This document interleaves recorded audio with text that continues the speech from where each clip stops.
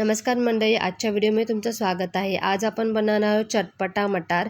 इथे मी पॅन घेतलेला आहे। पॅनमध्ये मी तेल घातलेलं आहे, 1 चमचा जिरं घातलेलं आहे आणि 1 हिरवी मिरची घातलेली आहे।